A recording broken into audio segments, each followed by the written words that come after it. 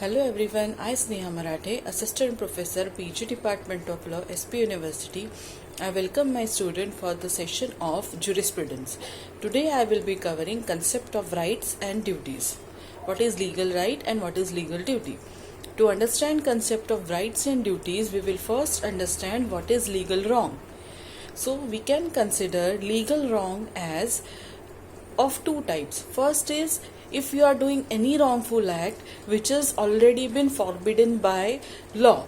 Means whatever state is defining laws, if state has defined that something is forbidden, કે જે વસ્તુ કોઈ કરવા જેવી નથી, જેની law તરફથી ના પાડવામાં આવી છે, એવો જો તમે કોઈ એક્ટ કરો છો, that is forbeared, A forbeared જે વસ્તુ છે એને તમે જો એક્ટ કરો છો તો એને legal wrong કહેવાય છે. Secondly, you have given legal duties, and if you are not following that legal duties, in that case that is considered as legal wrong.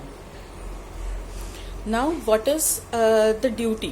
The duty and wrongs are correlatives. If someone is committing any wrong, it means that he is breaching his duties.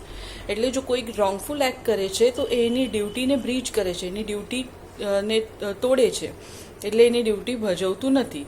If somebody is following his duty, it means that he is avoiding wrongful act. એટલે એને કોઈ પણ wrongful act ને avoid કરવું છે, એટલે એ duty fulfil કરે છે.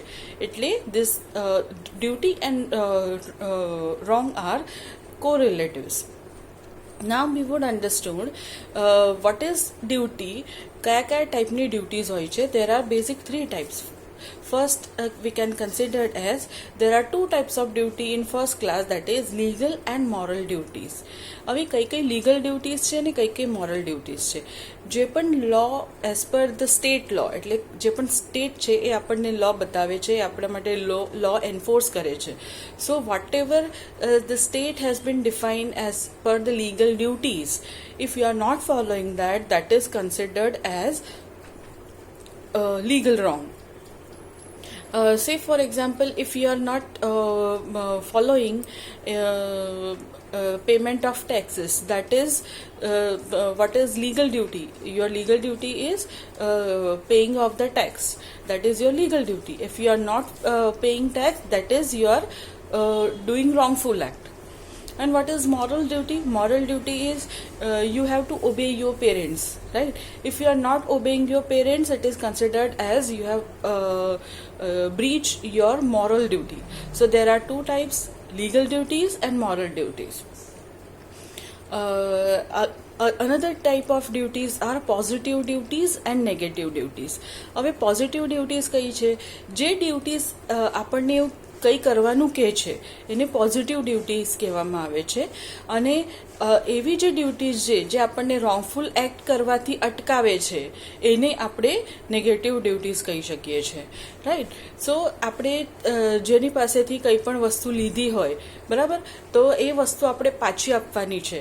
If you are owing something from somebody, તો you have to give it to that person back, that is positive duty. પણ જે વસ્તુ આપણને રિસ્ટ્રેન કરે છે બીજા વસ્તુથી, કઈ વસ્તુ કરવાથી, રાઈટ, એને આપણે નેગેટિવ ડ્યુટી કહીએ છીએ. જેમ આપણે સ્મોકિંગ કરવાથી અટકાવવામાં આવે છે, રાઈટ, પબ્લિક પ્લેસ પર સ્મોકિંગ અવોઇડ કરવાનું હોય છે, that is considered as a negative duty. Say for example, R has right over land, એટલે એક વ્યક્તિ પાસે, એક જે ઓનર છે એની પાસે એ વસ્તુની જે ઓથોરિટી છે એ બાકી બધાને એની અંદર ઇન્ટરફિયર કરવાથી કે એની અંદર ટ્રેસપાસ કરવાથી વંચિત રાખે છે, એટલા માટે એને નેગેટિવ ડ્યુટી કહી શકાય છે, right. Third type of duty are, there are two types, primary duties and secondary duties. Primary duties exist independently, કે જેના માટે કોઈ પણ વસ્તુ પહેલાં થયેલી હોવી જરૂરી નથી. They independently exist. Forbear someone from causing personal injury, એટલે કોઈને પણ તકલીફ ન થાય, કોઈને પણ પર્સનલ હાર્મ ન થાય, એ જે તમને પ્રેરે છે એને કહેવાય છે primary duty.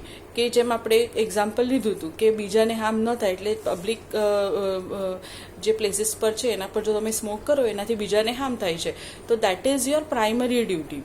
And secondary duty એટલે કે જ્યારે તમે જે ફોર એક્ઝામ્પલ ટોર્ટ છે કે જેના કોઈના લીગલ રાઇટ તમે બ્રીચ કર્યા છે, ઇફ જેને કોઈના લીગલ રાઇટથી વંચિત રાખ્યા છે, if you have not followed your legal duty, in that case you have to pay damages. એ ડેમેજીસ જે તમારે પે કરવાનું આવે છે એને સેકન્ડરી ડ્યુટી કહે છે, કેમ કે પહેલેથી એક્ઝિસ્ટન્સમાં નથી, પણ because you have not followed, you have done some wrongful act and that is why it is the duty is associated with that and that is why it is considered as a secondary duty. So આ રીતે આપણે 3 ટાઈપના classes જોયા. First is a legal and moral duty, જે law support કરે છે, અને બીજો મોરલી સપોર્ટ કરે છે. સેકન્ડ ઇઝ પોઝિટિવ અને નેગેટિવ ડ્યુટી. કઈ છે કે પોઝિટિવ ડ્યુટી એટલે જે આપણને કંઈ કરવાનું કહે છે, that is considered as a positive duty. And negative duty is which forbear, which restrain us from doing something, જે આપણને રોકે છે કંઈ કરવાથી, એને નેગેટિવ ડ્યુટી કહેવાય છે. પ્રાઇમરી ડ્યુટી એટલે કે જ્યારે કોઈને ઇન્જરી ન થાય, કોઈને કોઈ હાર્મ ન થાય, એ આપણે જે ફોલો કરવાનું છે, that is considered as a primary duty. And the secondary is you have breached something, if you have breached some law or you have breached your legal duty, in that case you have to pay compensation, damages, and that is considered as a secondary duty. The basic 3 types છે. Now definition of legal right. હવે legal right શું છે? As per the Pollock, right is a freedom allowed and power conferred by the law. એટલે જે પુલોક છે, જે author છે, જે એમને કહ્યું છે કે રાઇટ છે a freedom allowed and power conferred by law, એટલે ફ્રીડમ આપેલી છે લો તરફથી અને પાવર આપેલું છે એને રાઇટ કહેવામાં આવે છે.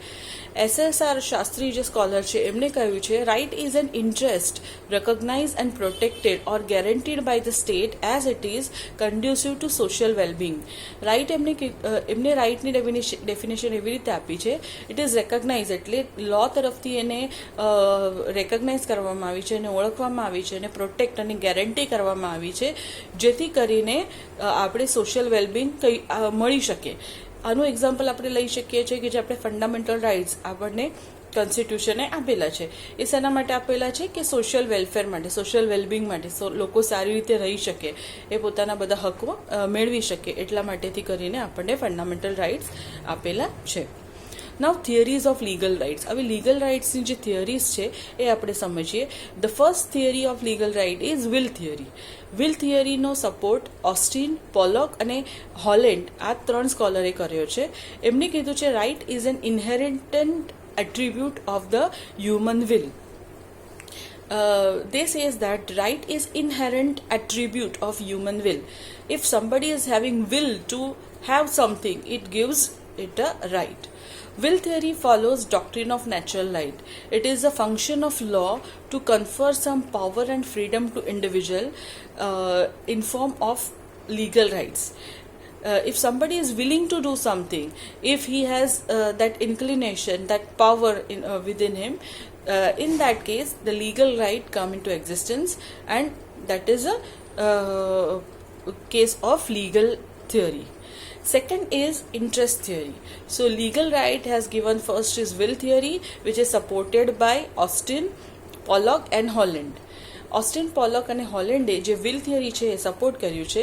એમાં એમને કીધું છે કે વિલ થિયરી જે વિલ છે, વિલ એટલે આપણને કંઈ કરવું છે, આપણું વિશ છે, એ જે રાઇટ છે, જે હક મેળવવાનું છે, સૌથી મહત્ત્વનું ઇનહેરન્ટ એટલે એનું સૌથી પહેલું એલિમેન્ટ છે, મહત્ત્વનું એલિમેન્ટ છે. જો તમારી પાસે કોઈ પણ વસ્તુ મેળવવાની ઈચ્છા હોય, વિલ હોય, તો જ તમે એ રાઇટના ફોર્મમાં કન્વર્ટ થાય છે. સેકન્ડ છે interest theory. Interest theory supported by, સૌથી વધારે સપોર્ટ ઇન્ટરેસ્ટ થિયરીનો ઇનહેરિંગે કર્યો હતો. Ihering is the biggest proponent of this theory. As per him legal right is legally protected interest.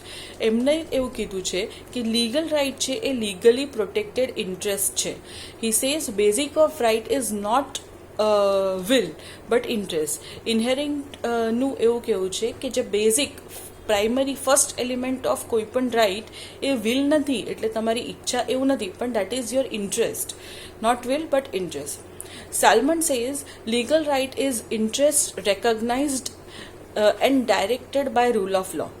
સાલમનનું પણ ઇયરિંગ જેવું જ કહેવાનું છે. He says that interest recognise, interest એ શું છે કે જે લો રેકગ્નાઇઝ કરે છે અને એ રાઇટના ફોર્મમાં તમને કન્વર્ટ કરે છે.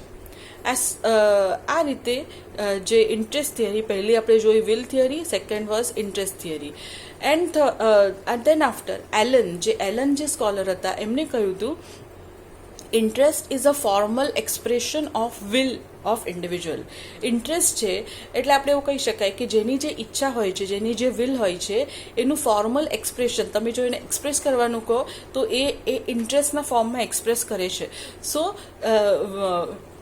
will is a second interest is a second stage of will, અને જે ઇન્ટરેસ્ટ એક્સપ્રેસ કરે છે એ further get converted to the legal right.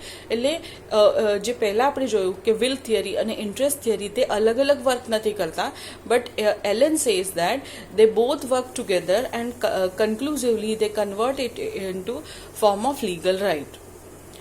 After that જે થર્ડ ટાઈપ ઓફ થિયરી જે લીગલ રાઇટની છે એ છે ડુગોઇટ એ આપેલી છે. He says that he has given the theory of subjective right.